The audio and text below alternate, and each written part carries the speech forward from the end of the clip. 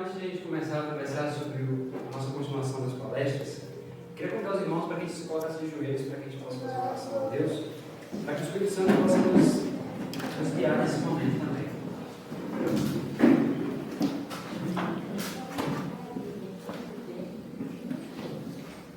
Oremos. Querido Pai, estamos aqui nesse momento para suplicar ao Senhor que o Senhor nos ajude a compreendermos a Tua Palavra, Senhor. Somos fracos, somos falhos, somos muitas vezes tardios de coração, mas estamos aqui, Pai, de joelhos diante da Tua presença, pedindo o entendimento da Tua Palavra, Senhor. Estamos aqui pedindo ao Senhor, Pai, que o Espírito Santo abra, Senhor, nossas mentes para a Tua Palavra, porque a Tua Palavra diz, Senhor, que a exposição das Tuas palavras traz luz aos simples. Por favor, Senhor, pedimos que essa mesma palavra que vai ser ministrada, ela mesma opere no nosso coração, transformação, Senhor. Opere mudança, opere um reavivamento, opere a reforma, Senhor. Opere tudo que precisa ser operado no nosso coração. Dá-nos ouvidos para ouvir, Pai, que se cumpra em nós a Tua palavra, que diz: quem tem ouvidos ouça o que o Espírito diz às igrejas. Tudo isso nós lhe pedimos, desde já lhe agradecemos, em nome de Jesus. Amém. Bom, queridos, nós iniciamos ontem, não sei quantos estavam aqui, tinha alguém que não esteve aqui ontem? Olha só, então, nós ontem começamos a falar, o tema do nosso congresso é a realidade das imperfeições e a operação do Espírito Santo. E nós falamos um pouquinho ontem sobre o que acontecia, né, nas palestras em 1888 em diante, quando Deus enviou a mensagem ali, os pastores Wagner e Jones, a gente comentou que as pessoas saíam das palestras e falavam realmente, né, a Bíblia é para mim um livro novo, a Bíblia é um livro novo para mim. Nós comentamos ontem que é exatamente isso que queremos aqui nesse congresso, que a gente possa realmente ver o poder da palavra de Deus e sair com alegria como aquelas pessoas saíram no passado. Agora, nós começamos a falar ontem sobre o primeiro dia da criação. Nós falamos, na verdade, da primeira frase da Bíblia, né? No princípio, criou Deus os céus e a terra. Nós vimos ontem a palavra de Deus, que é uma palavra criativa. Nós falamos o que é o conceito de fé. Nós vimos que fé é entender que a palavra de Deus é autorrealizável. Nós falamos sobre isso ontem. E hoje nós vamos falar sobre o segundo dia da criação. Nós vamos falar sobre o segundo dia da criação, que vai nos apresentar algumas verdades em relação a nós mesmos e a verdade da palavra de Deus. Aquele conceito que nós introduzimos ontem, de que a palavra de Deus, ela por si só realiza o que ela diz, tem que ficar em nossa mente durante todos os dias da criação. Porque nós vamos ver nas Escrituras que a palavra de Deus, em cada dia, vai sempre nos lembrando isso. Olha, a palavra opera, a palavra por si só faz isso, a palavra em si tem o poder para realizar o que ela diz. Nós vamos ver isso também nesse segundo dia da criação.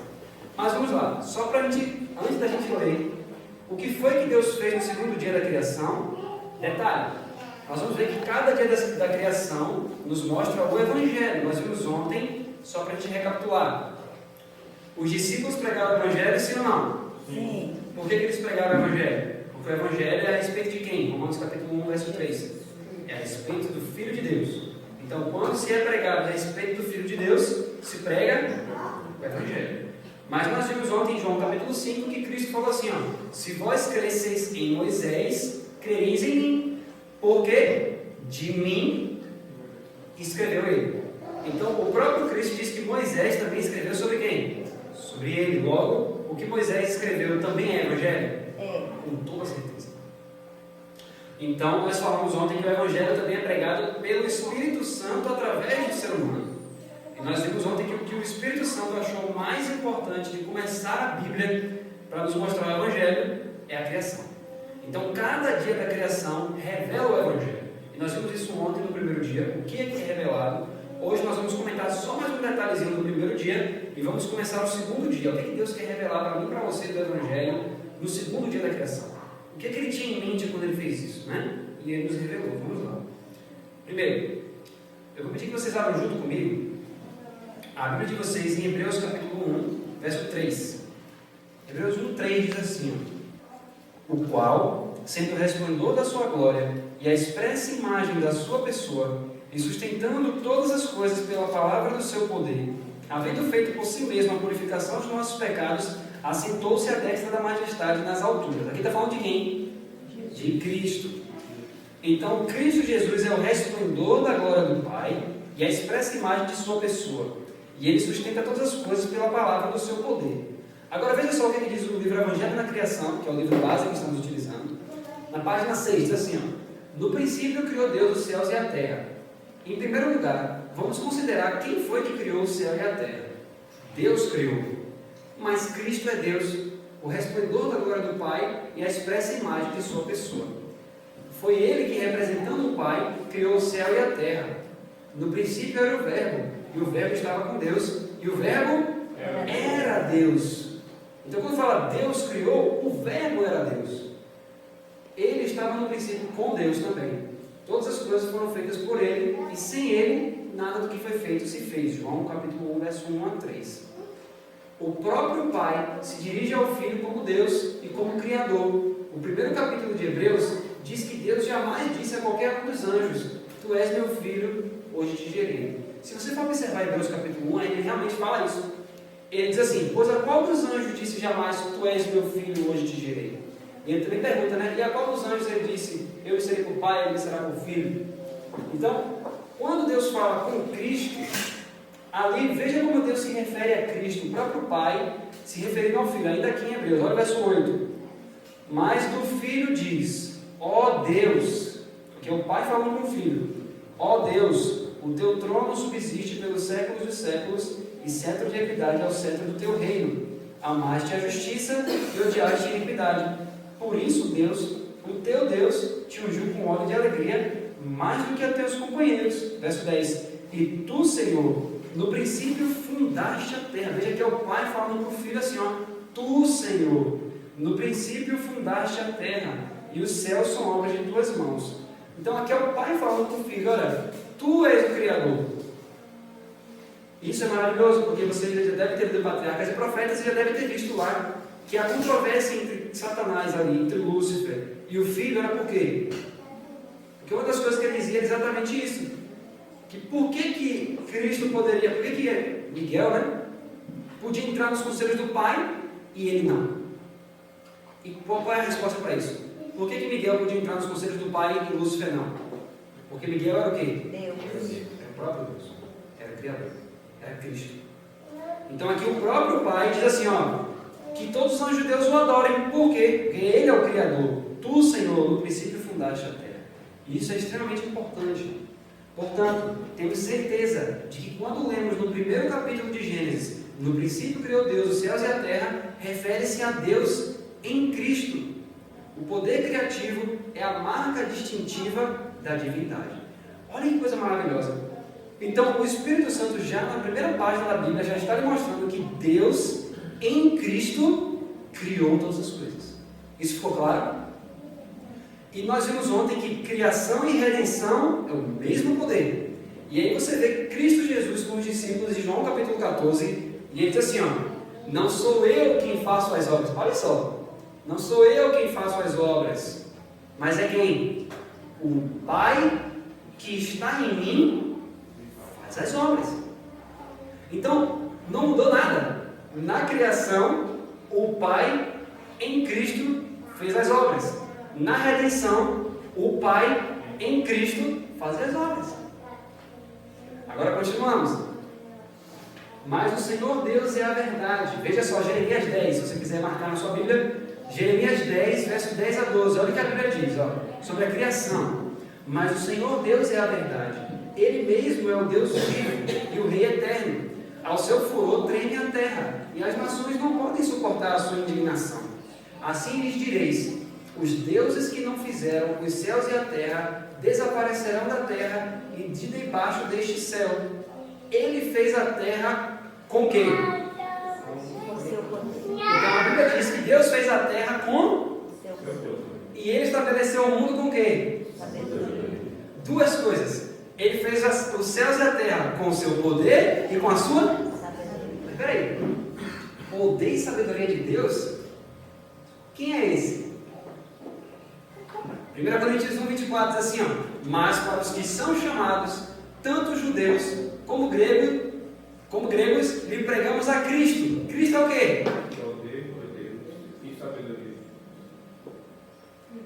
poder de Deus e sabedoria de Deus. Então, quando a Bíblia fala que Deus fez a terra com o seu poder e a sua sabedoria, quem é esse? Cristo é o poder de Deus e a sabedoria de Deus. Então, Deus fez a terra mediante Cristo. Isso aqui é de extrema importância a gente perceber isso. Então, Deus fez com o seu poder e sua sabedoria. Mas onde estava escondido o poder e a sabedoria de Deus quando Ele estava criando a terra? Em Cristo. Em Cristo estava escondido esse poder e essa sabedoria. Agora, olha aqui, o que isso tem a ver com a gente aqui? Apocalipse 14 não fala das 3 mensagens angélicas? Não é essas 3 mensagens que temos que pregar ao mundo, sim ou não? Sim. Mas olha o primeiro anjo, o que é que ele fala? Eu vou ler com vocês juntos aqui, ó. Versos 6 e 7, eu coloquei aqui em cima para a gente ler junto, ó. Vi outro anjo voar pelo meio do céu. E ele tinha o que para proclamar? O Evangelho. Pronto. Para proclamar os que habitam sobre a terra e a toda a nação, tribo, língua e povo, dizendo com grande voz. Olha o que ele vai dizer. Temei a Deus e dai-lhe glória, porque é vinda a hora do seu juízo. E adorai aquele que fez o céu, a terra, o mar e as fontes das águas. Então, ele vai lembrar as pessoas que Deus é o quê? Criador. Mas o que isso influencia ali na minha vida eu saber que Deus é Criador? Nós já vimos ontem. Bom, se eu sei que Deus é Criador, por qual meio Ele criou os mundos? Pela palavra. Cristo é o verbo. Mas Deus falou o quê? Falou. Haja luz. Houve luz. Então, se eu entendo que Deus é Criador, eu entendo que a palavra dele é criativa. E essa mesma palavra é que deve santificar. Só que tem um detalhe. Aí ele diz, na página 11 do livro Conceito Eterno, agora, o livro Conceito Eterno, na página 11, diz assim, ó, aqui temos claramente estabelecido perante nós o fato de que a pregação do Evangelho consiste em pregar a Deus como Criador de todas as coisas e em conclamar aos homens que o adorem como tal. Isso aqui diz muita coisa. Não é somente você chegar para uma pessoa e dizer, não, você não acredita em Deus, então eu tenho que pregar para você que Deus existe. Não. Você reconhecer a Deus como Criador envolve muito mais coisas do que somente dizer que Ele existe. E nós vamos ver isso mais à frente também. Então veja só, essa é a primeira mensagem do anjo de Apocalipse 14. Mas repare o seguinte, na nossa próxima palestra a gente vai falar do capítulo 40 de Isaías. E nós vamos ver ali o alto clamor naquele capítulo. Mas antes da gente fazer isso, nós precisamos entender o seguinte, bom, se eu preciso pregar a Deus como Criador, e as pessoas precisam enxergar Deus como Criador, e eu preciso pregar o Evangelho nas coisas que estão criadas, olha só o que a Bíblia vai dizer em Romanos 1, 19 e 20. Vamos ler juntos aqui. Romanos capítulo 1, verso 19 e 20. Nós lemos esse texto ontem, mas vamos dar um prosseguimento nele hoje. Isso aqui é o preâmbulo para a gente entrar no segundo dia da criação. Romanos capítulo 1, verso 19 e 20. Porquanto o que de Deus se pode conhecer, neles se manifesta, porque Deus lhe manifestou, porque as suas coisas invisíveis, desde a criação do mundo, tanto o seu eterno poder, como a sua divindade, se entendem e claramente se veem pelas coisas que estão criadas, para que eles fiquem inexcusáveis. Então olha o que a Bíblia está dizendo, preste atenção nesse verso 20, ó. As coisas invisíveis, ou seja, tudo que você não consegue enxergar das realidades eternas, desde a criação do mundo, tanto o seu eterno poder como a sua divindade, se entendem e claramente se veem pelas coisas que estão criadas. Então, olha o que a Bíblia está dizendo. Desde a criação, Deus deixou coisas visíveis para você olhar e entender realidades eternas. É isso que a Bíblia está dizendo.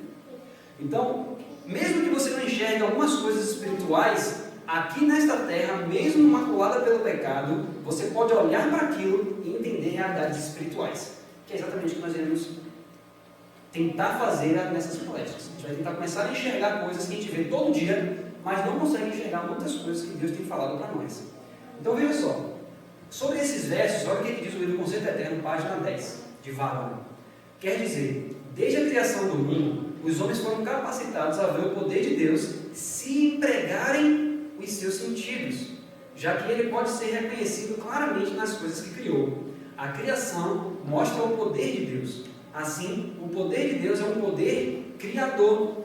E considerando que o Evangelho é o poder de Deus para a salvação, segue-se que o Evangelho é a manifestação do poder criador para salvar o homem do pecado.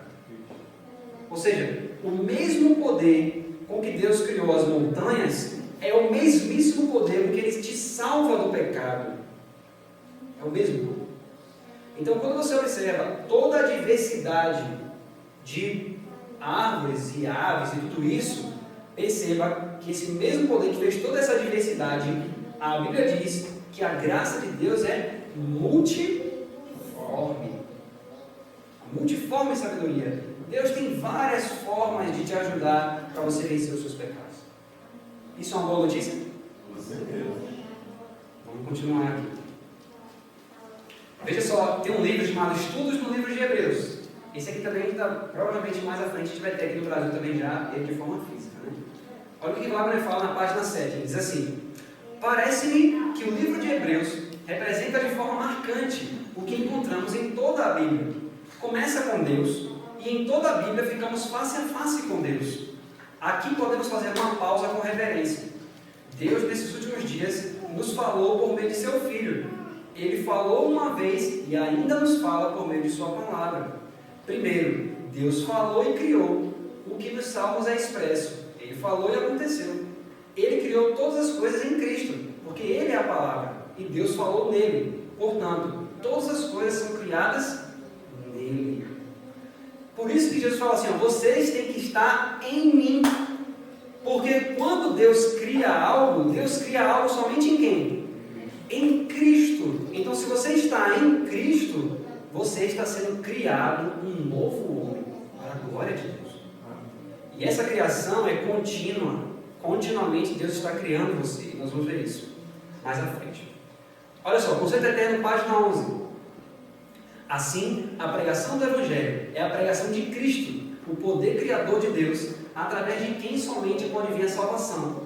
E o poder pelo qual Cristo salva os homens do pecado é o poder pelo qual Ele criou os mundos. Temos redenção por meio do seu sangue. A pregação da cruz é a pregação do poder de Deus. E o poder de Deus é o poder que cria. Assim, a cruz de Cristo contém nela mesma o poder criador. Certamente, este poder é suficiente para todos. Queridos, veja só. Isso aqui é de extrema importância, porque isso aqui, se a gente compreender isso, tudo muda em nossa vida cristã. Absolutamente tudo. Por que eu sei que tudo muda? Porque se você passa a enxergar a palavra de Deus da forma como a gente falou ontem, como criativa, tudo na sua vida muda. Por quê? Imagine só, vamos pegar alguma área da sua vida. Área sentimental, área matrimonial, ou qualquer área da sua vida, suas relações sociais, seu trabalho, tudo isso, tudo. Se você entende que a palavra de Deus é criativa e que o poder criador é o mesmo poder redentor, você entende que só há possibilidade de santificação pela palavra. Mediante o estudo da palavra, Jesus fala assim, ó, se vocês não comerem a carne e beberem o sangue do Filho de Deus, vocês não vão ter vida em vocês mesmos. E o que significa comer a carne e beber o sangue do Filho de Deus? O que significa isso?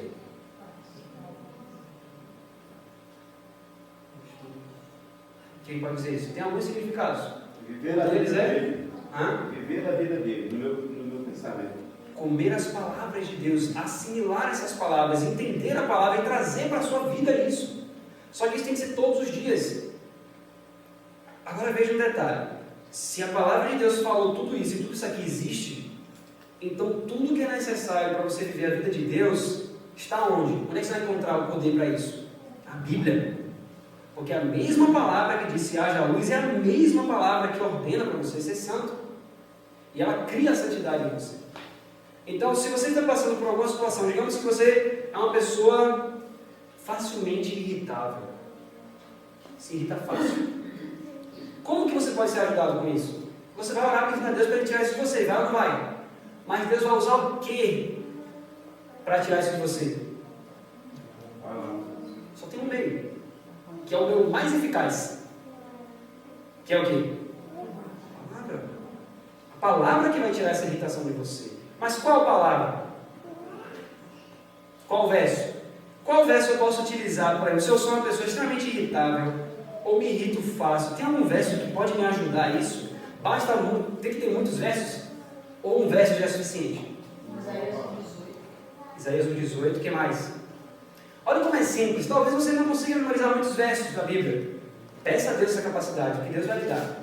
Mas, digamos que na hora da tentação, você não... Aquilo apareceu de súbito e você já está ali já para pecar. Veja como é simples. Se você realmente acredita que a palavra de Deus ela é criativa, basta simplesmente... Se você entendeu agora, olhe para a lei de Deus, Êxodo 20. Se você ver o verso 1, você vai entender que ali a Bíblia fala que Deus não escreveu ali. Não começou assim. Porque muita gente pensa que quando Deus veio dar a lei, ele já desceu uma pedra e foi escrever. Não. Observe atentamente Êxodo 20, vai dizer assim, ó. Então falou Deus essas palavras. Porque o desígnio original de Deus era que ele falasse e o povo, entendendo que a palavra de Deus era criativa, o que o povo tinha que dizer? Amém. Amém, Senhor, que assim seja. Se a tua palavra disse haja luz, onde não tinha luz e houve luz, se a tua palavra diz para mim não matarás, e meu coração é maligno, a própria palavra vai fazer o que em mim? Vai fazer com que eu não mate. Esse era o desenho original. Se você for ler Patriarcas e Profetas, você vai ver que Deus não queria... Aquela história toda que você vê ali em Êxodo, não era para ser daquele jeito. Do deserto para frente. Não era para ser daquele jeito. Deus não tensionava. Deus não queria nem escrever as leis em tábua de pedra. Você já leu isso em Patriarcas e Profetas? Porque Deus não queria que fosse daquele jeito. Porque era só falar e entender que era isso, e a própria palavra é realizar isso. A mesma coisa Jesus ensinou em João capítulo 6, quando ele falou assim, ó, alguém chega para ele e fala assim, Senhor, o que faremos para fazer as obras de Deus? Imagine só, um ser humano querendo fazer as obras de Deus. É fácil? Não, é impossível. Aí Jesus olhou assim, qual foi a resposta de Jesus? Quem lembra qual foi a resposta de Jesus? A obra de Deus é esta. Qual é a resposta final dele? Quem lembra? Verso 29 de João 6. Que creiais naquele que enviou. Olha a resposta de Cristo. Você quer fazer as obras de Deus? Creia. Creia. Como assim, Jesus? Crê? Se são tantos princípios de reforma de saúde, como é que eu vou fazer só crendo? Pois é. Você tem que crer que o que Deus está falando para você fazer, a própria palavra que Ele está falando vai fazer em você. Deus nunca lhe pediu para você ficar se esforçando para fazer, por isso que é um fardo. Por isso que a reforma de saúde para muitos é um fardo, porque ele olha para a palavra de Deus como sendo assim, não, Deus falou e eu faço. Igual o povo no deserto, a mesma coisa. E isso é incredulidade. Por que a Bíblia fala que eles não entraram em Canaã pela incredulidade? Porque é simples, Deus falava e eles entendiam o que Deus estava pedindo para eles fazerem. Desde quando isso? Se Deus olha para eles, como que você vai fazer minha obra? Não tem como. Então, Deus fala e aquilo acontece. É isso o Evangelho eterno. O Evangelho eterno tem que chamar as pessoas a entender, Deus é Criador. Quando Ele fala, Ele não está lhe pedindo nada. Porque imagine só, se Deus falasse assim, ó, pare de comer isso. Aí você diz, então tá bom, Senhor, deixa eu começar a me organizar aqui, porque eu tenho que fazer. Você percebe que você está dizendo que você precisa ajudar a palavra de Deus a fazer aquilo que ela está falando? Você consegue entender isso? Se Deus falasse haja luz e precisasse de vários obreiros dele, vários anjos para criar a luz, a palavra de Deus seria tão poderosa? Não, seria igual a palavra de um homem. Se eu falar aqui, ó, que haja suco de laranja aqui, seria bom, né? Mas vai ser suco de laranja porque eu estou falando? Não, para ser um suco de laranja aqui precisa de quê? Alguém tem que ir lá fazer e colocar aqui nesse copo, sim ou não? Porque minha palavra não tem poder nenhum. Mas se Deus falar, haja suco de laranja aqui, tem suco de laranja, pronto. Deus não precisa de ninguém para fazer um suco de laranja para ele, ele só precisa falar. Então, quando Deus quer que você faça a reforma de saúde, a reforma da história, a reforma de tudo que você sabe que tem que fazer, a primeira coisa que você tem que fazer é, Senhor, eu preciso de um coração apto para receber a sua palavra. Pronto, é isso que você precisa. Porque se você entender as reformas como sendo uma coisa que você precisa fazer para cumprir a palavra de Deus, é certo que você vai cair sempre. Pode até demorar dias sem você cair, mas vai começar a cair. Mas a palavra de Deus, ela é sólida, ela é firme, ela é um fundamento. Você vai ficar ali para sempre. Amém por isso. Então ele diz, ó, assim, a pregação da cruz é a pregação do poder de Deus. E o poder de Deus é o poder que cria. Pronto. Se você é uma pessoa irritável, creia que Cristo vai dizer assim, ó, tomai sobre vós o meu jugo e aprendei de mim, que sou manso e humilde de coração. A mesma palavra está dizendo para você, pronto, aprenda agora.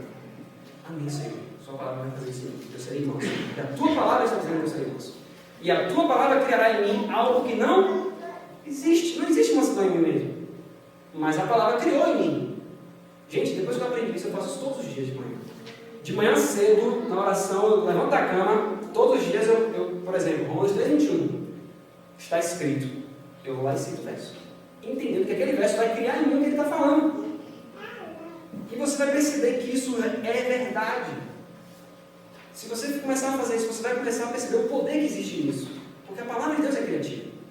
Quando começa a vir os pensamentos ruins, na hora você cita o verso. Hoje pela manhã, a irmã Célia estava pregando aqui sobre o tema da sexualidade. Existe uma coisa também que você pode fazer. Por exemplo, digamos que você está ali em qualquer situação e vem pensamentos impuros relacionados a isso. Está escrito. Não era assim que Cristo fazia? Está escrito. Você também faz a mesma coisa. Está escrito. Porque Deus não nos chamou para a imundícia, mas para a santificação. E quando você falar isso, você vai crer que exatamente essa palavra que você está falando não é sua, é de Deus. Logo, ela vai criar em sua mente o conteúdo do que você falou. E isso é imediato. Imediato. Se você realmente crê que a palavra vai criar em você, na sua mente, aquilo vai ser criado na hora. Creia nisso. O mais difícil, o mais fácil é o que a gente acha que é mais difícil, que é crer. É tão mais fácil você me dizer assim, ó, faça tal coisa e eu fazer, do que simplesmente você me dizer, creia que você vai fazer. É ou não é? Então veja, agora entendendo isso, nós vamos passar exatamente para o segundo ponto. Gênesis 1, de 6 a 8, o segundo dia da criação. Veja só, Gênesis capítulo 1, versos 6 a 8. E disse Deus, haja uma expansão no meio das águas, e haja separação entre águas e águas. E fez Deus a expansão, e fez separação entre as águas que estavam debaixo da expansão, e as águas que estavam sobre a expansão. E assim foi. E chamou Deus a expansão céus, e foi à tarde e manhã, o dia seguinte. Quando você olha isso aqui, normalmente a gente vai pensar o seguinte, bom, por que Deus fez isso no segundo dia? Né? Ele fez separação entre águas e águas. Né? Ele fez a separação entre águas e águas no segundo dia. Mas o que Deus quis? O que Deus tinha em mente quando ele fez isso? Eu vou fazer uma pergunta simples, mas eu peço que vocês respondam dentro do que vocês já leram. Antes do pecado existiam nuvens?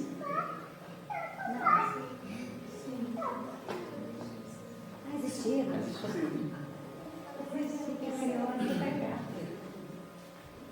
São duas perguntas, essa é a primeira. Antes do pecado existia nuvem? Vamos lá, algumas pessoas disseram não. Alguém acha que sim? Só uma irmã? 2, acho que sim. 3.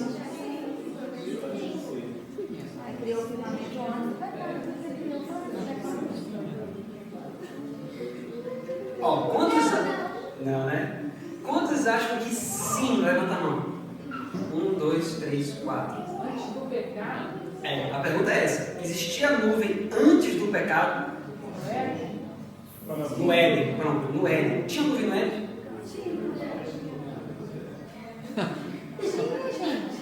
Ó, essa é a pergunta. Quantos agora acham que não? Levanta a mão. Bastante gente. Agora, olha como é uma coisa sutil, Mago. Essa foi a primeira pergunta. Olha a segunda pergunta. Existia chuva antes do pecado?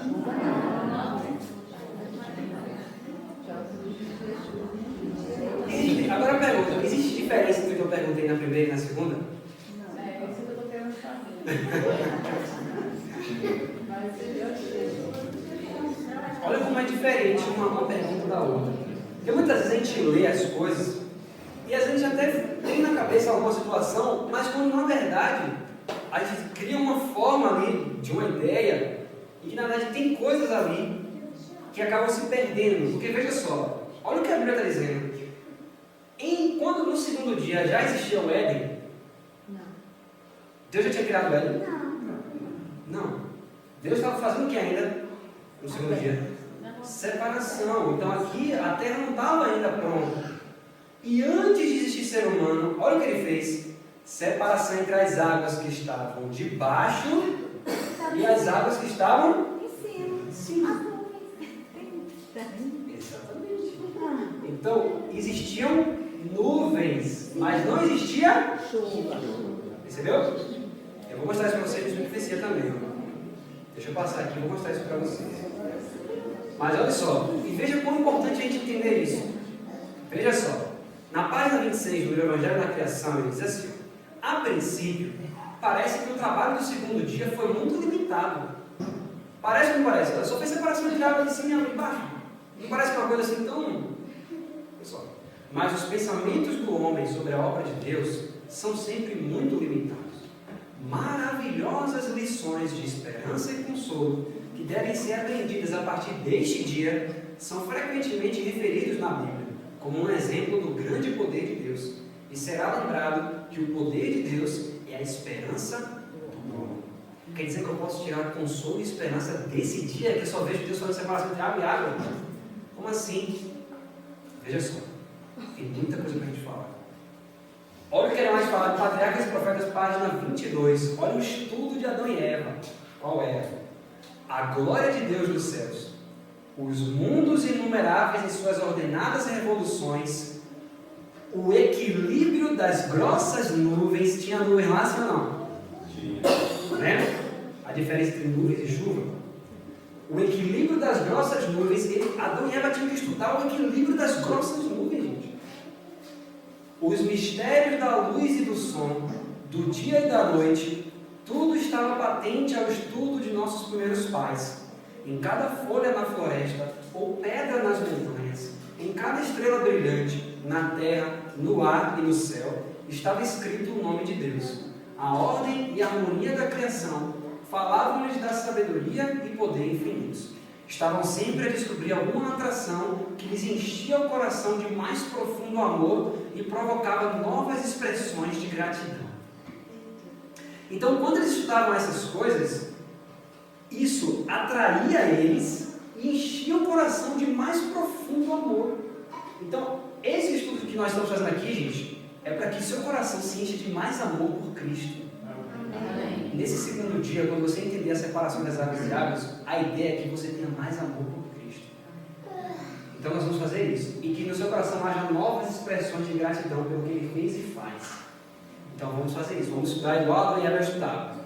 Vamos lá. Jó 26, versos 7 e 8. Se você estiver anotando, anota essas passagens, tem muita passagem ainda, né? Tem muita passagem sobre esse segundo dia que vai na Bíblia.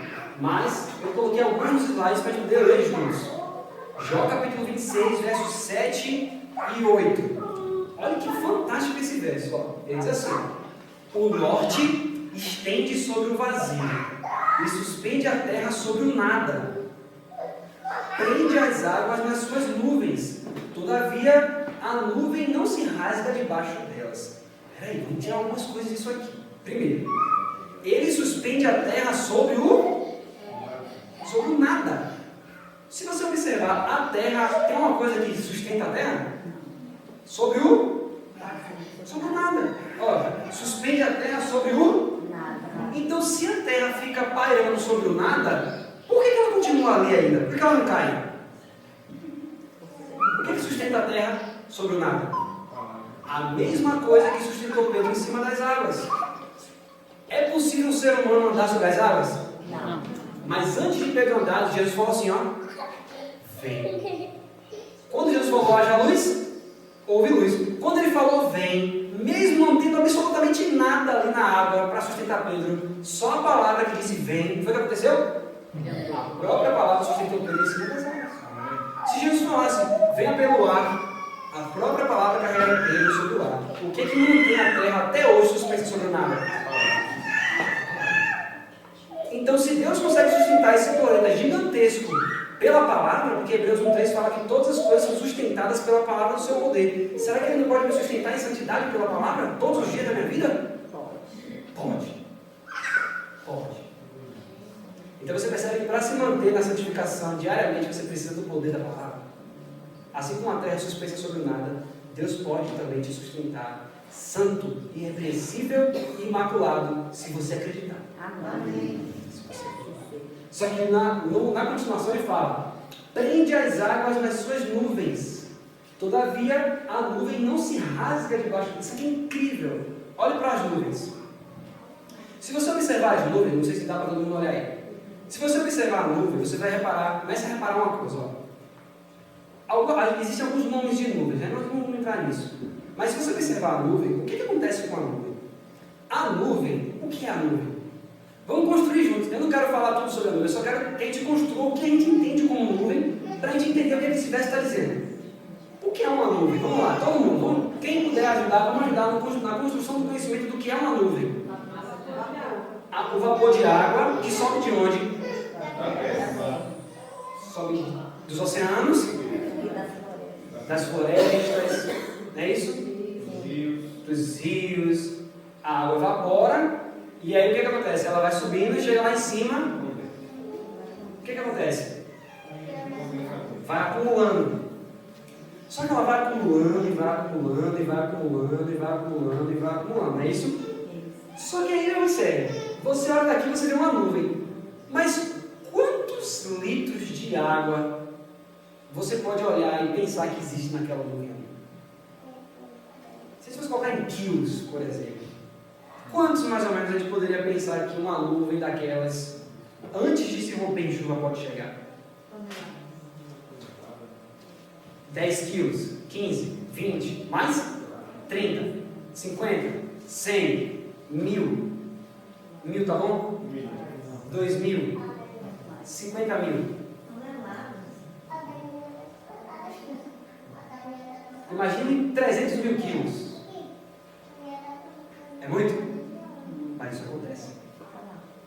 Só que você vai ver toneladas de água lá em cima. E a Bíblia fala assim, ó. Prende as águas nas suas nuvens. Você vê toneladas de água ali. E ela está lá. E não cai. Está lá pairando. Parece que ela é viva quando você olha, né?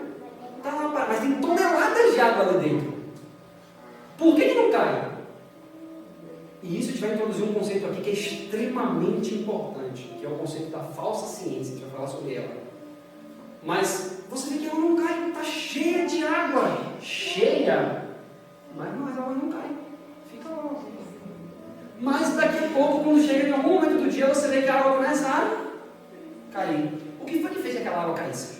Por que há 10 minutos atrás não estava chovendo, as nuvens estavam lá e do nada começou a chover? O que foi que causou isso?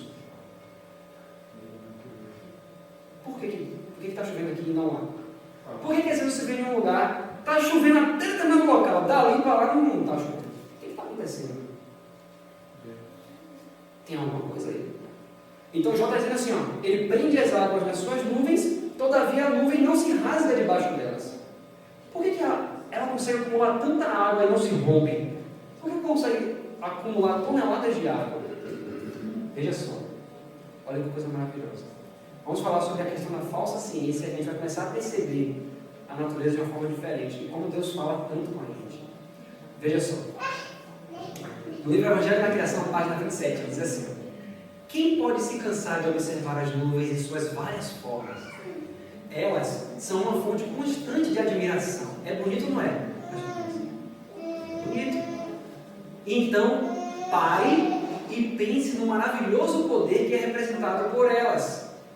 Pense nas imensas quantidades de água que elas carregam para derramar na terra no tempo determinado, pois é o próprio poder do Senhor que faz chover.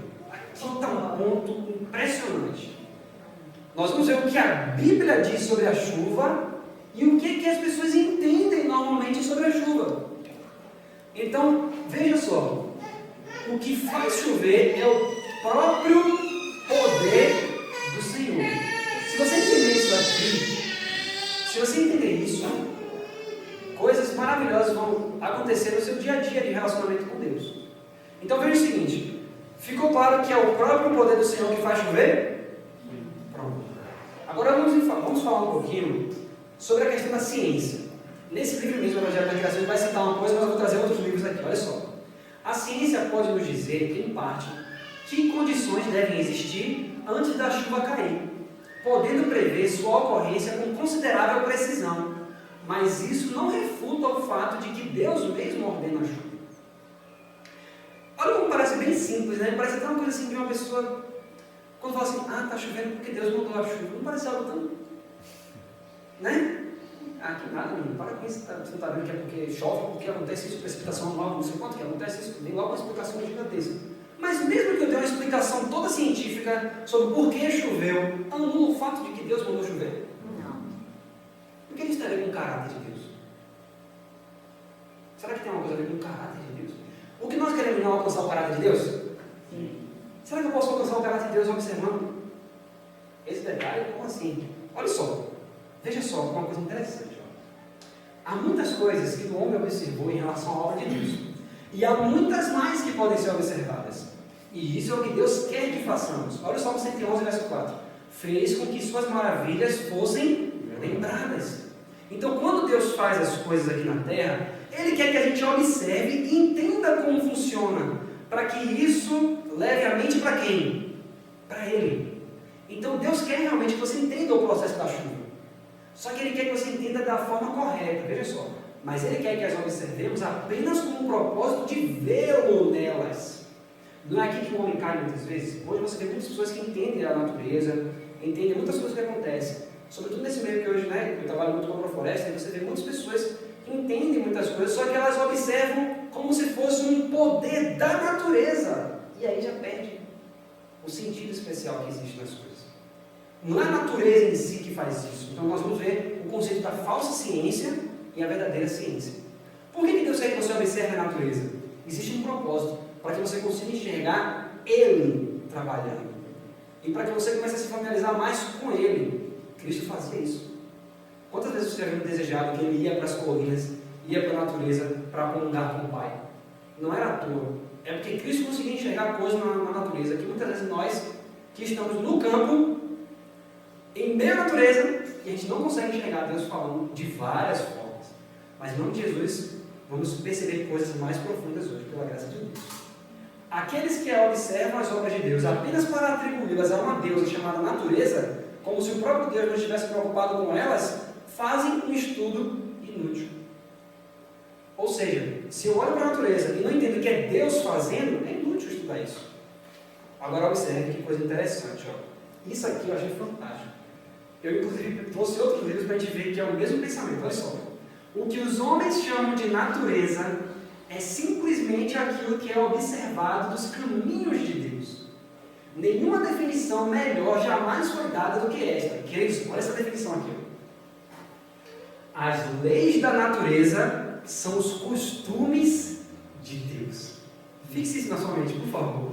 Isso aqui é muito maravilhoso. A gente vai explicar isso mais. Mas, colocou na mente? As leis da natureza são o quê? Os costumes de Deus. Então, o que as pessoas vão chamar de leis da natureza, você vai chamar de costumes ou hábitos de Deus. Olha só, como assim? Olha o que a Ellen White fala em Testemunhos Seletos, volume 3, página 259. Isso aqui é muito importante. Página 259. Olha o que ela fala. Por apegarem-se às leis da matéria e da natureza, muitos perdem de vista, se é que não negam, a intervenção contínua e direta de Deus. Propugnam eles a ideia de que a natureza atua independentemente de Deus, tendo inerentemente suas próprias restrições e capacidade de atuar. Tem eles em mente uma distinção definida entre o natural e o sobrenatural. O natural é atribuído a coisas comuns, sem ligação com o poder de Deus. O poder vital é atribuído à matéria, e a natureza é deificada. Concebe-se que a matéria é posta em certas relações e abandonada a agir segundo leis fixas, em que o próprio Deus não pode interferir, que a natureza está dotada de certas propriedades e sujeita a leis, e então é abandonada a si mesma para obedecer essas leis e realizar o trabalho que foi originalmente atribuído. Não é exatamente isso que praticamente todo mundo entende? As pessoas entendem assim, bom, por que choveu? Ora, choveu porque muito provavelmente estava fazendo calor, aí veio uma massa de água, não sei o que, começa a explicar tudo isso. Então, como a natureza trabalha dessa forma, aconteceu por isso. Porque mesmo que eu acredite que Deus é criador, eu creio que Ele criou em Gênesis pela palavra. Mas eu creio que quando Ele criou, Ele colocou leis e coisas fixas e que até hoje tudo vai se colocando conforme o que ele colocou lá atrás. Ou seja, existem certas leis fixas. Se choveu, é porque dentro das leis que existem na natureza, aquilo tinha que acontecer. E eu não entendo que na verdade não. O próprio Deus foi lá e quis que chovesse ali. Eu não entendo dessa forma. Eu entendo que na verdade foi uma série de fatores que dentro das leis físicas se juntaram e criaram, que fizeram chover. Olha como ele chama isso. Isso é ciência falsa. Forte isso, não? Considerar que as coisas acontecem simplesmente porque tem que acontecer, porque estão debaixo de leis? Não. O próprio Deus que criou, Ele tem cuidado das mínimas coisas todos os dias. Se choveu em determinado lugar, é porque Deus quis que ali chovesse. Ele interviu para chover ali. Percebe isso? Não foi a natureza por si só que choveu porque é infeliz. Não. Deus quis que chovesse ali. E por que Deus quis chover ali? Deus tem motivos para cada coisa, tem ou não tem? Você percebe como isso muitas vezes vai tirar até a nossa murmuração? Porque às vezes você vai fazer alguma coisa e chove. Rapaz, logo hoje choveu? Não acredito nisso. Que situação, há tanto dia para chover e chove logo hoje. Só pode ser Satanás.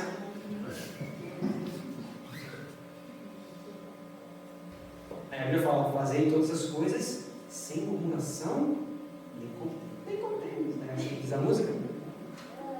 Então comece a perceber que quando a natureza está atuando, não é a natureza atuando, Cristo está falando por a natureza.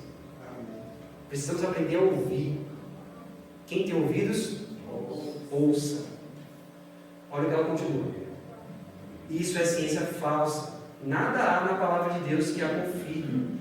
Deus não anula as suas leis. Deus realmente prescreveu leis? Prescreveu. Mas o fato de ele prescrever leis não significa que ele próprio intervém todos os dias. Não significa que ele não faça isso. Ele faz isso todos os dias. Olha só. Mas está continuamente operando por meio delas, usando-as como instrumentos seus. Elas não atuam por conta própria. Olha, gente, elas não atuam por conta própria. Isso aqui tem que ficar muito claro na nossa cabeça.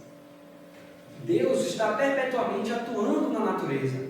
Ela é serva sua, por Ele dirigida como lhe apraz. Por sua atuação, a natureza testifica da presença sagaz e da intervenção ativa de um ser que procede em todas as suas obras em conformidade com a sua vontade. Não é por meio de uma faculdade original inerente à natureza que ano após ano a terra produz suas dádivas e prossegue em sua marcha em redor do sol. A mão do infinito poder está perpetuamente em atividade, guiando este planeta. É o poder de Deus exercido de vez em quando?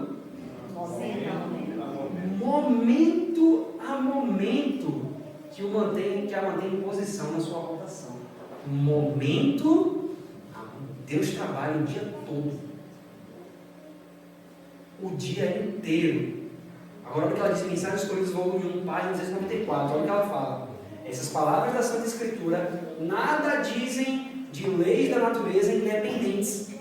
Deus fornece a matéria e as propriedades com as quais executar seus planos.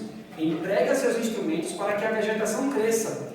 Manda o orvalho e a chuva e o sol para que a relva germine e estenda sobre a terra seu tapete verde, para que os arbustos e as árvores frutíferas desabrochem os botões e produzam.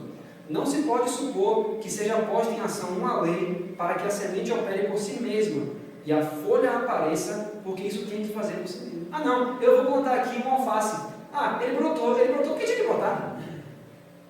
Não. A semente germinou, porque Deus operou naquela semente ali, a palavra do Senhor que disse que a terra produza erva que dê semente. Deus fez com que a palavra operasse ali. E quando você vai fazer uma horta, você está vendo a operação do poder de Deus continuamente na terra, mas você nem liga. Porque na sua cabeça, a natureza tem que fazer isso por si mesmo. Ô Ivan, e o terremoto? É Deus? Vamos falar isso daqui a pouquinho. Vou falar sobre Satanás na atuação dele na natureza. Mas primeiro precisamos enxergar Cristo. Porque Satanás a gente já enxerga. Mas veja bem. Mas primeiro vamos enxergar quando Cristo está falando. Certo? Primeiro vamos enxergar como é quando é Deus, quando for inimigo, automaticamente você vai entender também, sim ou não? Então vamos lá, a gente vai chegar nessa parte também. Então veja, quando as coisas acontecem na natureza, Deus está imediatamente atuando. E olha só o que ela continua dizendo. É pela imediata instrumentalidade de Deus que cada pequenina semente rompe através da terra e surge para a vida. Cada folha cresce, cada flor desabrocha pelo poder de Deus. Então Deus continua atuando até hoje, em todos os momentos. Isso nos mostra, queridos, que Ele é um Deus que quer relacionamento. Ele é um Deus que trabalha todos os dias, mas Ele trabalha por quê? Para chamar a sua atenção e a minha. Para chamar para um relacionamento mais profundo. É para isso que Ele trabalha. Por isso que Jesus fala, meu Pai trabalha até agora. E eu trabalho também. Agora veja. Veja só o que diz aqui. Ó. Agora observe. Lembra a pergunta que eu fiz? Mas será que com isso eu consigo enxergar o caráter de Deus? Conseguimos. Por quê? Vamos lá. Quando a gente fala assim, ó, eu quero alcançar o caráter de Cristo. Todos querem alcançar isso, sim ou não? Sim. Mas o que forma o caráter? Olha só o que a gente fala no manuscrito 69 de 1897. Uma vez formados, os hábitos tornam-se cada vez mais firmemente arraigados no caráter. Em outro, na Sign of the Times, ela fala, é pela repetição de atos que se formam os hábitos e o caráter é confirmado. Então vamos lá, caráter está lá na frente. Antes de eu chegar no caráter, eu começo onde? Os atos. Mas o que forma o ato? Pensamento. Então como é que começa? Os pensamentos vão gerar atos. Os atos, repetidas vezes, vão gerar hábitos. E os hábitos que vão formar o meu? Então, quando eu falo o caráter de Deus, significa que Deus tem pensamentos que geram atos, esses atos formam os hábitos de Deus, e esses hábitos de Deus correspondem ao caráter de Deus. Por isso que quando você vê o que os homens chamam de leis da natureza, que é algo que você pode observar e entender como funciona, nós que temos os olhos espirituais vamos entender que são os hábitos de Deus. Ou seja, Deus faz atos continuamente e como Ele não muda, Ele sempre faz os mesmos atos para que você consiga enxergar o que Ele está fazendo, para você estudar o que Ele faz, para entender quais são os hábitos dEle, e entendendo os hábitos dEle, você vai se assimilar tanto com aquilo que os hábitos que são dEle passam a ser seus. Amém. Percebe isso? Agora veja, as leis da natureza são apenas os hábitos de Deus. Olha só, a mesma coisa que está escrito no livro Evangelho na Criação, tem no livro A Mensagem do Ser Humano de 97. Esse livro também vai ser publicado no Brasil. As leis da natureza são apenas os hábitos de Deus. Então, o que nós enxergamos na natureza, que Deus permite que a gente entenda pelo estudo, é para que a gente entenda, na verdade, como Ele opera. Então, mesmo que a ciência lhe diga, vai chover amanhã. Ela só pode dizer que vai chover amanhã porque eles observaram alguma coisa, sim ou não? Eles observaram alguma massa de ar, está acontecendo isso, e como isso sempre acontece, eles chegaram à seguinte conclusão: se sempre acontecem esses passos, logo chove.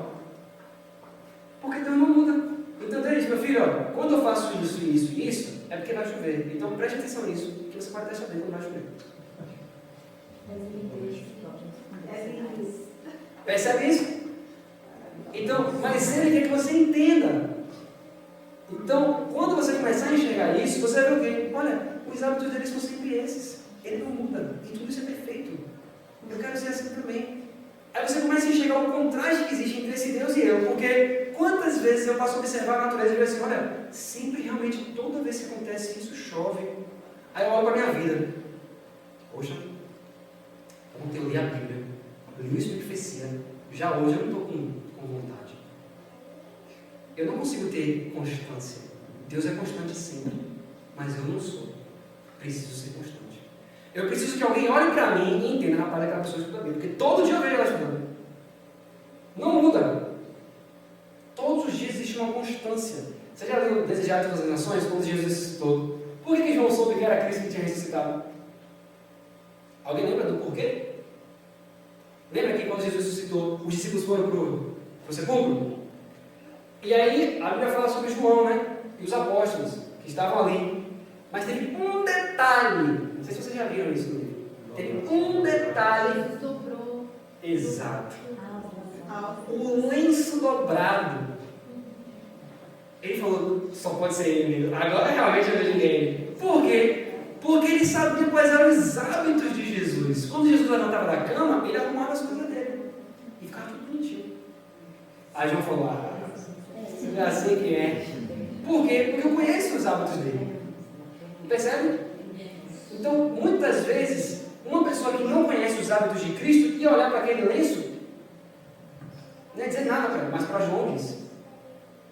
Muitas pessoas vão observar as coisas da natureza e não vão dizer nada para elas, mas para Enoque dizer. Ali na ilha de Patmos, se você for ler no livro, acho que é a vida devocional de Enoque, você vai ver ali. Havia vários presos e tinha várias rochas ao redor da ilha de Patmos. Para ele não dizia nada, mas João conseguia enxergar a rocha dos séculos ali. João conseguia enxergar muitas coisas de Cristo ali, que os outros eram só uma rocha. Que horrível tudo isso aqui. Mas para João, Cristo falava com ele. É isso que Cristo quer fazer comigo e com você. Quando você observa, por exemplo, 144 mil, tem uma característica deles, que a Bíblia fala que eles têm alguma coisa na testa. É o quê? O que é que eles têm na testa? O nome. É ou não é? Um versículo fala o nome e o outro fala o seu. Por que o nome de Deus na testa? Se você for para Êxodo capítulo 3, você vai ver que Deus vai dizer assim, ó, Moisés pergunta, Senhor, quando eu for lá e eles me perguntarem o nome de quem que você vem, eu digo o que para eles? Ele fala assim, ó, eu sou o que sou. Este é o meu memorial. Olha o que você vai escrever, você vai ver lá. Memorial significa aquilo que está na memória. Quando você vai para a Bíblia também falando sobre o sábado, fala que o sábado é o que de Deus? Memorial. Por que memorial? Porque o sábado lembra, ó, lembra-te. Porque o sábado é para trazer a memória. Então, quando a Bíblia fala que esses 144 mil tem o nome de Deus na memória, é o caráter de Deus, os hábitos de Deus estão onde? Na mente deles. Eles já assimilaram quem Deus é e eles são semelhantes a Deus. Por isso que é o memorial de Deus, está na mente deles. Tudo que eles fazem, você consegue enxergar Cristo neles. Porque eles assimilaram tanto a vida de Cristo, que a vida de Cristo passou a ser a vida deles. Isso, quando você vê a Nath falando, eu acho que esse texto não está aqui, mas ela fala assim, estar vestido com as vestiduras de Cristo significa que o coração de Cristo estará ligado ao nosso, a mente de Cristo estará ligada à nossa, e nós faremos a vontade de Deus como se fosse a nossa própria vontade. Ela fala, isso é estar trajado com as vestes da justiça de Cristo. Ou seja, você observa tanto Ele, conhece tanto Ele, que Ele e você já são muito parecidos. Isso significa ter o nome dele na Cristo. Que Ele está, você sempre lembra dele em tudo. Isso significa memorial. As outras pessoas não vão lembrar de Deus das coisas, mas você, tudo que você observar, vai te lembrar de Cristo. Quer ver uma ilustração simples? É ótima essa ilustração. Quando você olha para o sol, meio-dia, o céu está limpo, você olha para o sol, você fica 5 segundos olhando para lá, se é que dá para fazer isso. Mas se você ficar 5 segundos e olhar para qualquer coisa, o que você vai ver? Você só vai ver aqui na sua frente, né? Aquela claridade na sua frente. Digamos que você está com a casa toda suja. Olha um exemplo prático. Você chega em casa, cansado ou cansada. Seu marido, sua esposa, seu filho, seja lá quem for, fez uma bagunça na casa. E você está cansado. Você abre a porta e está tudo sujo.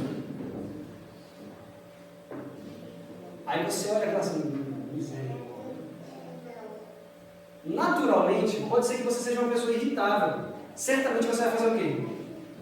Você pode brigar com a pessoa. Mas digamos que antes de entrar em casa, você não abriu a porta ainda. A mesma sujeira está lá.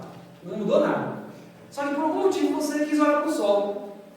E você ficou lá, olhando lá para o sol, e onde o seu olho suportou, você ficou 10 segundos olhando. Quando você volta, que abre a porta, você vai enxergar aquela sujeira? Não vai.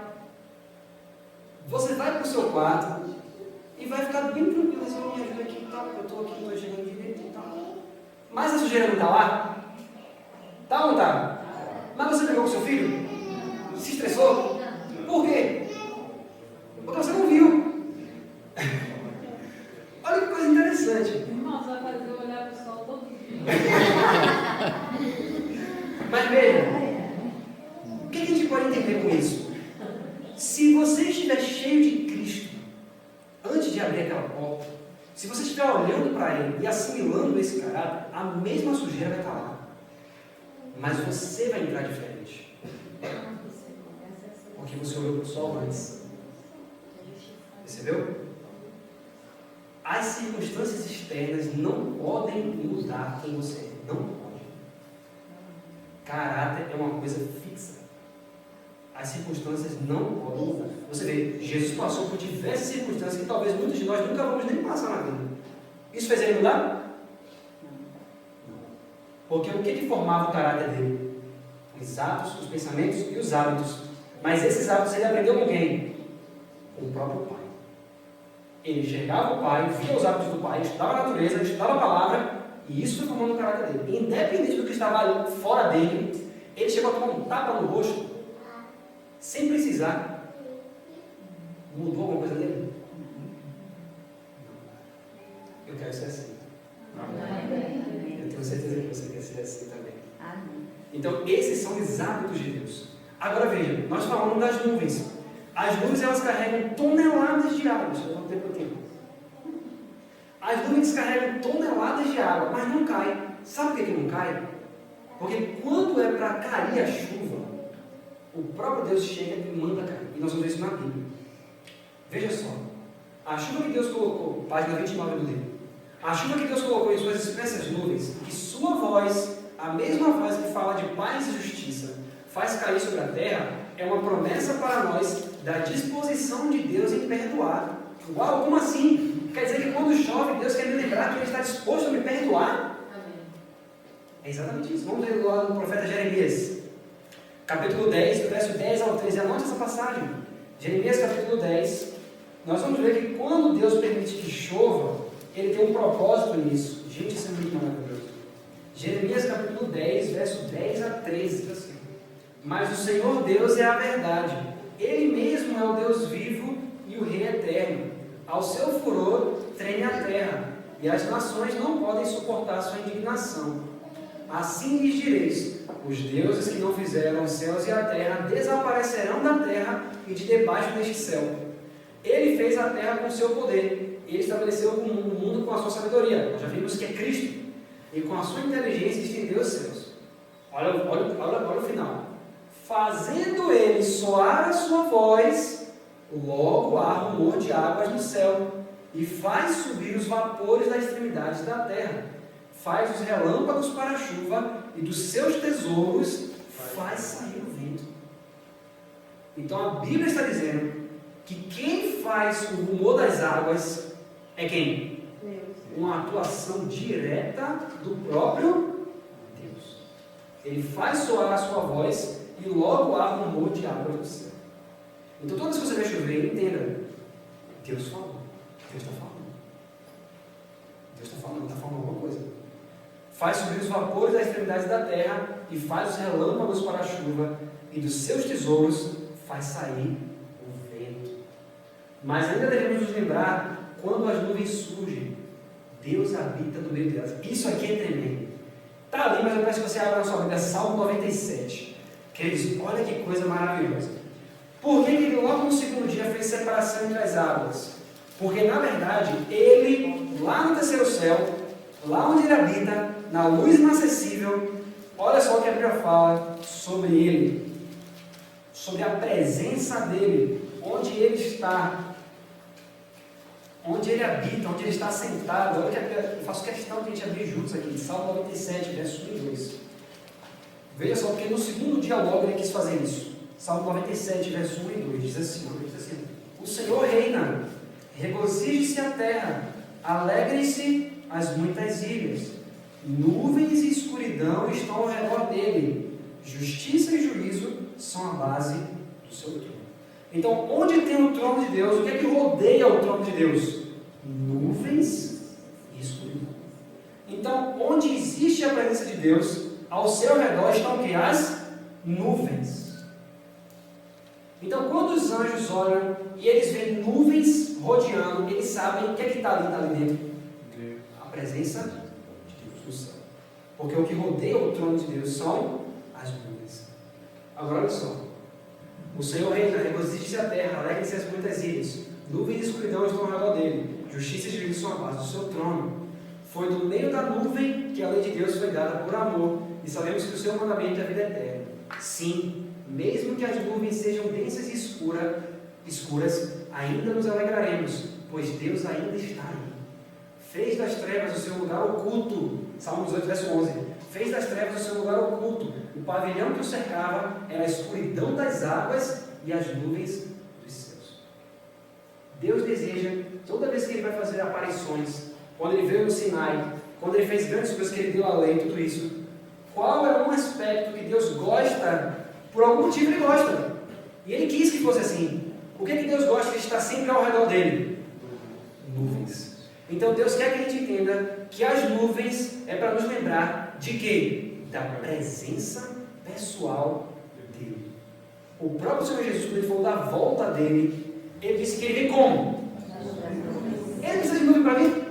Claro que não. Ele não poderia vir somente Ele, voando pelo meio do céu? Poderia ou não poderia? Mas Ele quer vir como? As nuvens. Porque nuvens representa a presença pessoal imediata de Deus. Isso você pode tirar até uma aplicação prática, né? Fazer uma aplicação. Lembra que o Inário tem uma música do Inário que fala assim: as nuvens que aqui são escuras, não mais haverão de existir. Veja só, muitas vezes a gente não passa por situações na vida que são como nuvens escuras. Sim ou não? A gente não consegue enxergar a presença de Deus.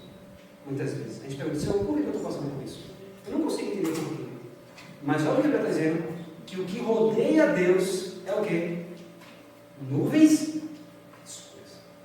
Então, aquilo que na nossa vida parece que Deus está longe, é exatamente o que Deus está permitindo para mostrar o quanto Ele está perto. Você consegue enxergar isso? Olha o que a Bíblia está dizendo: fez das trevas o seu lugar oculto. Quantas vezes você não consegue enxergar Deus? Mas é exatamente ali onde Ele está. Exatamente ali. Se você for observar o livro Desejado de Todas as Nações, ali fala que quando os discípulos estavam no meio da tempestade, que as nuvens estavam tão escuras, eles pensavam o quê? Vamos morrer. Só que ela fala que Cristo estava lá sentado no monte olhando para eles assim. Ou seja, para eles, Deus não estava observando. Mas aquilo que para eles era morte, aquilo que para eles era escuridão, somente nuvens escuras, Deus está no meio das nuvens escuras. Queridos, isso é uma verdade que Deus quer que você entenda. No segundo dia, Ele já fez questão de fazer a separação, para que a gente entendesse: olha, eu estou criando isso aqui tudo, mas a minha presença vai atuar contínua e imediatamente, todos os dias, momento a momento. Ele não se esqueceu de nós. Ele continua atuando. E as nuvens que são escuras são a prova máxima de que Ele está aqui agora. Olha só.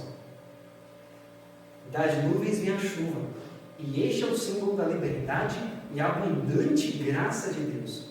Quando Deus nos chama para comprar dele vinho e leite, sem dinheiro e sem preço, Isaías 55, para vir e encontrar abundância de perdão, Ele nos dá essa garantia. Olha a garantia que Deus dá. Porque assim como desce a chuva e a neve dos céus, e por ela não tornam, mas regam a terra e a fazem produzir e brotar, e dá semente ao semeador e o pão que come, assim será a minha palavra que sai da minha boca. Ela não voltará para mim vazia, antes fará o que me apraz, e prosperará naquilo para que há. Olha que coisa interessante, né? Normalmente quando a gente olha para as nuvens, você vê que o sol, quando as nuvens estão bem escuras e densas, elas tapam o sol, é ou não é? Mas o sol vai embora? Não. Ele está ali, está ou não está? Os raios dele não estão penetrando na terra, sim ou não? Continua. Agora, olha o que ele fala. Chega um momento que a nuvem está tão densa que a nuvem que a chuva começa a cair. E aí Deus usa esse símbolo de chuva para trazer o que para nós? Para lembrar o quê? Presença. Além da presença dele, tem outra coisa. Chuva será um detalhe importante, eu vou falar daqui a pouco. Mas o que mais? Quando Deus chama você, ó, Isaías 55, Deus está chamando para lhe perdoar. Aí ele diz: assim como a chuva desce e dá pão que come, assim será a minha palavra. O que é isso, gente? Como assim? Olha que coisa tremenda. E olha por que eu falei. Lembra que eu falei assim, ó, gente, ó, essa primeira palestra, ela vai nos dar base para as próximas também. Olha o que Deus fala. assim como a chuva desce e rega a terra, alguma vez você já viu a chuva cair e não molhar a terra? É possível isso? Então Deus está dizendo, não é óbvio isso que a chuva cai e tem que molhar a terra? É óbvio, não é? Aí ele diz, da mesma forma como isso é óbvio, assim a minha palavra não voltará para mim vazia, mas ela fará o que me apraz. O que significa isso? Peraí, Deus criou o mundo pela? Deus quer me santificar pela? Ó, se a chuva desce e molha a terra, se você clama as promessas, crendo que a palavra de Deus vai fazer em você exatamente o que ela disse, é óbvio que vai acontecer. Se você clama Romanos 6,14 que diz, o pecado não terá domínio sobre vós, Deus está dizendo, é óbvio que o pecado não vai ter domínio sobre você. Se você clama a promessa que está escrito, perdoados são os seus pecados, é óbvio que ele vai te perdoar. É essa a garantia que ele está lhe dando, meu filho, é óbvio. Mas quantas vezes a gente vê, está escrito na palavra de lá, eu não consigo sentir isso. Então Deus é mentiroso. E Deus mente? Não. Então você percebe que é garantia para você o perdão dos seus pecados? Se alegre com isso, porque eu estou muito alegre com isso também. Louvado seja Deus. Mas olha só, assim como a água contida nas espessas nuvens é para nos lembrar do grande poder de Deus, também é para nos lembrar de seu Evangelho da graça, pois isso é apenas o poder de Deus para a salvação. O Evangelho é a boa nova da salvação do pecado, e tudo que fala do poder de Deus, nos fala do poder que Ele tem para nos dar a justiça. Agora, olha esses dois versos. Veja como Deus quer que a gente realmente entenda quando chove. Ele está dizendo para si, filho, eu estou disposto a te perdoar. Veja só, olha essas duas passagens e olha o que Deus usa como ilustração para mostrar a justiça dele em minha vida. Olha só, Isaías 45, verso 8. Olha a ordem que Deus dá para o céu. Destilar. O que é destilar? Quem pode me dizer, por favor? O que é destilar? Destilai, ó céus, dessas alturas, e as nuvens chovam justiça. Abra-se a terra e produza a salvação, e ao mesmo tempo frutifique a justiça. Eu, o Senhor, as criei. Olha a linguagem que Deus está usando. Chova a justiça. Deus quer que realmente quando chover, temos que nos lembrar que a mesma chuva que está caindo é para nos lembrar de que Ele está disposto a nos perdoar. Isso vai ficar mais claro ainda quando a gente lê Isaías 54. Deus quer que toda vez que chova, que a gente não murmure, mas que a gente agradeça. Porque esse é um lembrete dele na natureza. E filho, eu estou disposto a te perdoar. Eu não sei se você já passou por isso, mas pode ser que você esteja alguma vez na sua vida abatido, triste, duvidando se Deus realmente te ama. E aí você começa a orar. E no momento que você está orando, ou então no final da sua oração, começa a chover. O que Deus está dizendo para você? O que Deus está dizendo com isso? Exatamente. Usando essa mesma ilustração, o profeta Oséias diz: semeai para vós justiça, ceifai segundo a misericórdia, lavrai o campo de lavoura, porque é tempo de buscar ao Senhor, até que venha e chova a justiça sobre vós. Mas para chover, olha só, chova a justiça sobre vós. Para chover, a nuvem tem que acumular água, até o ponto que o próprio Deus dá a voz e aí a chuva cai. Então, do mesmo jeito que a nuvem tem que se encher de água para chover, Efésios assim, ó, enchei-vos do Espírito. Quanto mais você se encher, vai chegar o momento que vai chover. Mas até lá você tem que continuar se enchendo, se enchendo, se enchendo, até o momento que Deus achar que Ele tem que derramar a palavra dele para o mundo, do alto como através de você. Mas por enquanto, enchei-vos do Espírito. Então, toda vez que você olhar para as nuvens que vêm as nuvens carregadas, lembre-se que Deus está dizendo, lembre-se de carregar o Espírito também, se encher do Espírito, já deu meu. Lembre-se que Deus está falando com você todos os dias. Pergunta, você se encheu do Espírito hoje?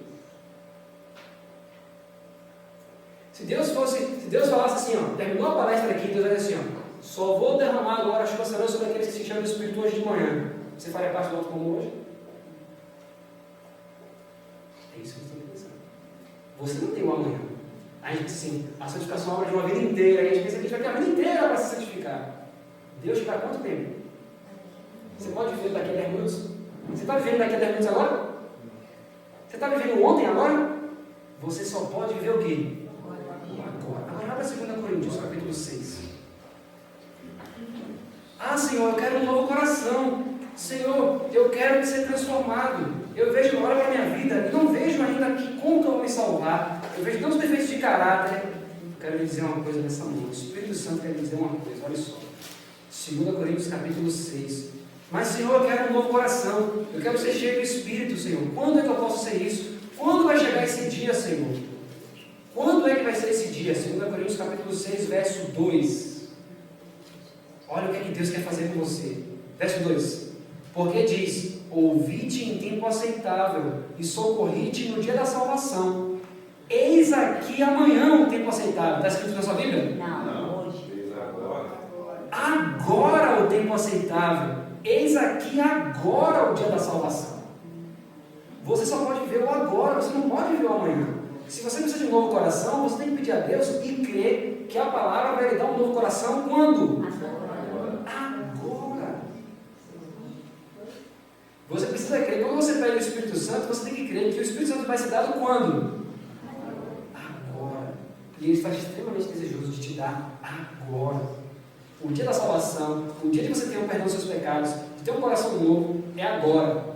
Agora você precisa acreditar que isso é possível. E aí, por fim, vamos finalizar. Assim, do poder que é exibido nas nuvens, que derrama a chuva sobre a terra, podemos aprender o poder daquela graça que visitará aqueles que a aceitarem e trará chuvas de bênçãos. Deus vai trazer chuvas de bênçãos, mas antes as nuvens têm que se encher. Para derramar a chuva tem que encher. Existe uma conexão mais próxima entre a chuva e a remissão dos pecados do que muitos imaginam. Quando Deus fez uma aliança com Noé, que ele não mais destruiria o mundo por um dilúvio, ele disse: eu quero finalizar com isso aqui. Existe uma conexão mais próxima entre a chuva e a remissão dos pecados do que muitos imaginam. Olha só essa conexão, queridos. Isso é muito maravilhoso. Gênesis 9, anote por favor. Gênesis 9, 12 a 16. Só vamos ler mais esse verso, Isaías 54, a gente finaliza. Este é o sinal da aliança que põe entre mim e vós. Esse vós aqui é quem? Nós. Claro, Deus está falando ali com Noé e tudo isso, mas Noé está morto. Então quando você lê vós, ele não está falando com Noé, está falando com você. Amém ou não? Amém. Nós vamos falar ainda sobre Cristo mais à frente. E eu vou mostrar para vocês um texto que fala que Cristo lia a Bíblia para ele. Porque é tão fácil a gente ler: Deus falou com Noé. Sim, se ele falou com Noé, então ele falou comigo. Não, Deus está falando com você. Ele falou com Noé, mas a mesma palavra que foi para Noé, foi para você. É muito mais sobre você do que sobre Noé. Esse é o sinal da aliança que põe entre mim e vós, e entre toda a alma vivente, isso inclui você também, que está convosco por gerações eternas. O meu arco tem um posto onde? Nas nuvens. Este será por sinal da aliança entre mim e a terra. E acontecerá que quando eu trouxer nuvens sobre a terra, aparecerá o arco nas nuvens. Deus só dá uma pausa. No início eu perguntei: existia nuvem antes do pecado? Existia. Existia chuva? Não. A chuva só existiu o quê? Depois do pecado. E exatamente a chuva, nós estamos vendo que a chuva é o símbolo de quê? De perdão dos pecados. Você começa a perceber essas relações? Mas a gente vê isso de forma mais clara ainda. Deus fazendo essa relação direta. A gente já viu aqui, né? Deus falando de chover, de perdoar e tudo isso. Mas vamos ver ainda mais detalhes. O arco ele colocou onde? Nas nuvens. Então me lembrarei da minha aliança que está entre mim e vós, e entre toda a alma vivente de toda a carne, e as águas não se tornarão mais um dilúvio para destruir toda a carne. E estará o arco nas nuvens, e eu o verei para me lembrar da aliança eterna entre Deus e toda a alma vivente de toda a carne que está sobre a terra. Então o arco está diretamente nas nuvens. Por quê? Disse Deus: põe o meu arco nas nuvens. O arco-íris é, em um sentido especial, o arco de Deus, pois é o que envolve o seu trono. Quando João, na ilha de Patmos, viu o trono de Deus do céu, ele viu que o arco celeste estava ao redor do trono e parecia semelhante a esmeralda. Apocalipse 4, verso 3. Vamos lá.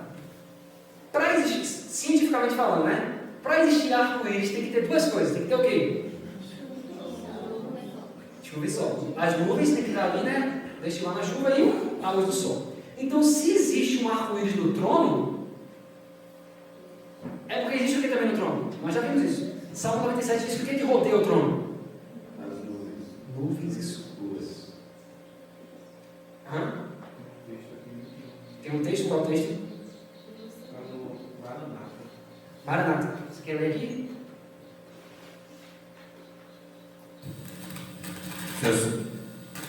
Assim como o arco nas nuvens é formado pela união da luz solar e da chuva, assim o arco-íris que circunda o trono representa o poder conjunto da misericórdia e justiça. Amém. Louvado seja Deus. Então, é exatamente isso. A luz solar e a justiça. Salmo 84, 11 fala assim: o nosso Deus é sol e escuro. E nuvens e escuridão o rodeiam. E acima dele está o arco-íris da promessa. Deus falou: quando eu ver esse arco, eu vou me lembrar de quê? Da promessa. Mas espera aí eu vou fazer uma pergunta, eu vou finalizar com isso. A gente estava no dilúvio? Alguém aqui estava lá quando as águas baixaram? Não. Aí Deus falou: ó, o sinal de que eu não vou mais fazer um dilúvio sobre a terra, da minha aliança com vocês aí, é esse. Eu vou ver o arco. Quando eu ver o arco, eu vou me lembrar. Peraí, mas eu não estava lá no dilúvio. Eu não estava naquela circunstância ali. Então, o que eu entro nisso aí? Onde é que eu entro nisso? É só no fato de que eu posso saber que nunca mais vai ter dilúvio sobre a terra? Só isso? Não. Tem mais um detalhe que Deus fala para mim, individualmente, e para vocês também. Que está em Isaías 54. Deixa eu finalizar com esse texto. Isaías 54. E olha que coisa fantástica. Por que a aliança entre ele e toda a alma vivente, mesmo em 2023? Veja por quê. Veja só. Olha a conexão que Deus faz entre o arco e o quê? Ó, Isaías 54, versos 7 a 10. Olha o que está dizendo. Ó. Por um breve momento te deixei, mas com grandes misericórdias te recolherei. Com um pouco de ira, escondi a minha face de ti por um momento, mas com benignidade eterna me compadecerei de ti, diz o Senhor teu Redentor. Porque isto será para mim como as águas de Noé, pois jurei que as águas de Noé não passariam mais sobre a terra. Aí ele diz: assim jurei que não me irarei mais contra ti, nem te repreenderei, porque os montes se retirarão e os outeiros serão abalados, porém a minha benignidade não se apartará de ti, e a aliança da minha paz não mudará, diz o Senhor, que se compadece de ti. Ou seja, ele diz: da mesma forma que eu coloquei aquele arco para lembrar que não vai ter mais dilúvio sobre a terra, esse mesmo arco me lembra que a minha benignidade não se aparta de você. Pode acontecer dos montes se retirar, os outeiros se abalarem, mas minha bondade está com você o tempo todo. E toda vez que chove, é para você também se lembrar disso. Porque Deus se lembra o tempo todo, mas a gente mesmo esquece. Você já gosta de chuva agora? Quando eu comecei a entender isso, foi a primeira vez que eu me emocionei quando choveu. Então, é exatamente isso que ele diz: olha, eu não vou me esquecer. Mas a gente esquece, então ele faz questão de nos lembrar isso. E ele diz: aprendemos, portanto, que quando Deus coloca seu arco nas nuvens, ele coloca ali sua própria glória que está ao redor do seu trono. É o arco da promessa, pois ele deu sua palavra, e sua palavra é a sua glória. Foi assim que o profeta Jeremias, ao implorar perdão para o povo de Deus, disse: não abatas o trono da tua glória. Por que Jeremias falou isso? Não abatas o trono da tua glória. Porque Jeremias entendeu isso que a gente está falando aqui hoje. Porque ele pensou: ó, se o arco-íris está ao redor do trono, e o arco-íris é um símbolo da promessa de que Deus perdoa o seu povo, aí Jeremias fala: Senhor, se o Senhor não perdoar o seu povo, esse arco-íris aí não tem sentido. Logo, se o arco-íris faz parte do seu trono, todo o seu trono desmorona. Então ele fala: Senhor, não abatas o trono da tua glória.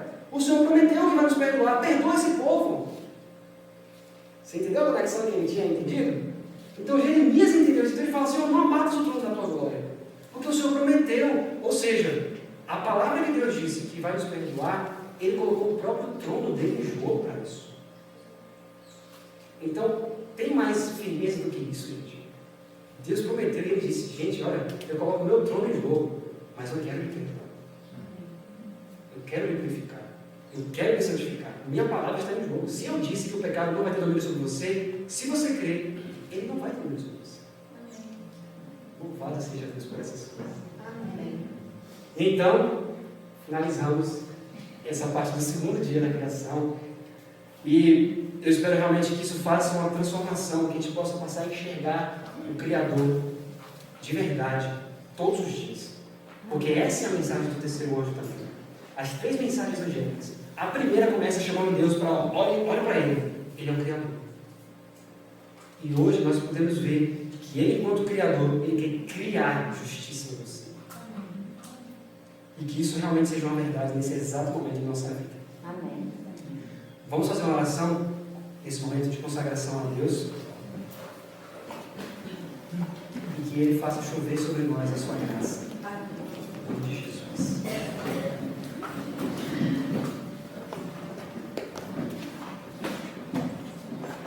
Oremos. Querido Pai Celeste, nós te agradecemos, Senhor, por tamanha bondade, Senhor, que o Senhor tem para com os filhos dos homens. Obrigado, Senhor, porque o Senhor fez uma aliança com a humanidade quando a gente nem tinha nascido, mas o Senhor já tinha em mente a gente também, Senhor.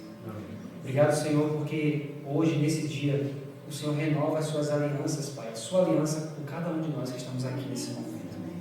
Nós te agradecemos por nos amar, Senhor. Nós te agradecemos por o Senhor falar tanto conosco através da tua palavra e da natureza, mas abre nossos olhos para enxergarmos, Senhor. Abre nossos ouvidos, Senhor, para que a gente possa ouvir também, Senhor. Dá-nos a mesma percepção que Cristo tinha na natureza, para que a gente possa enxergar as obras de tuas mãos, Senhor. Santifica-nos na tua palavra, Senhor. Dá-nos mais fervor espiritual. Ó Pai, queremos que a chuva serôdia desça sobre nós, Senhor. Mas te rogamos que possamos nos encher do Espírito, Senhor, para que o Senhor possa transbordar, ó Deus, destilar a chuva serôdia, Deus, sobre cada um de nós. Ó Deus, em nome de Jesus, transforma o nosso caráter. Nos ajude, Pai, a observar os seus pensamentos, os seus atos, os seus hábitos. Passarmos a enxergar a natureza como sendo realmente os hábitos do Senhor, para que possamos realmente também ter os mesmos hábitos que o Senhor tem, para termos o mesmo caráter que o Senhor tem, Pai. Amém. Ó Pai, concede-nos essa graça, Senhor. Está escrito onde abundou o pecado. E isso foi tanto verdade em nossa vida, Pai. Em nossa vida, o pecado abundou, mas está escrito, superabundou a graça. Amém. Ó Deus, queremos sentir essa graça em nossa vida, Senhor. Que chova a justiça sobre nós. Que possamos, Deus, nos agarrar à Tua palavra de tal forma, Senhor, que a Tua palavra, Senhor, seja verdade em nossa carne, Senhor. Que todas as Suas promessas achem cumprimento na nossa vida, Senhor. Que possamos olhar para a Tua palavra como sendo criativa e que realmente crie em nós, ó Deus, um coração puro e renove dentro de nós o Espírito reto, Senhor. É o que nós lhe pedimos, ó Pai, e sabemos que o Senhor pode fazer isso agora, porque agora é o dia da salvação. Por isso, Deus, agora, Pai, nesse exato momento, crie em nosso coração, Pai, um novo coração. Crie em nossa mente uma nova mente, Senhor. Dá-nos a mente de Cristo nesse exato momento, só podemos viver o agora. E precisamos da mente de Cristo agora, Pai. Por favor, Senhor, renova-nos, ó Pai. Purifica-nos, santifica-nos na Tua verdade, porque a Tua palavra é a verdade, Senhor. Ó Deus, também, ó Pai, se há pessoas que vieram a esse congresso com nuvens escuras ao seu redor, que ela tenha entendido agora, Pai, que as nuvens escuras, ó Deus, não são um símbolo de que o Senhor se afastou, mas que a Tua palavra diz que nuvens escuras te rodeiam. Amém. O Senhor está aqui. Amém. A Tua presença se faz aqui, Pai, ser sentida nesse momento através da Tua palavra, Senhor. Amém. Nos ajude a crer, Pai. Nos ajude em nossa incredulidade, Senhor. Por favor, põe o nome do Senhor em nossa testa. Nos faz ter o memorial do Senhor, lembrar do Senhor em tudo, Pai. Para que também as pessoas, ao olharem para nós, que a primeira coisa que elas lembrem ao olhar para nós seja Cristo. Amém. Que o mistério do Evangelho se cumpra, porque está escrito: Cristo em vós, a esperança para nós. Amém. Por isso nós te agradecemos, porque a Tua palavra cria isso em nós. E nós te agradecemos no doce e sagrado nome de Jesus. Amém. Amém.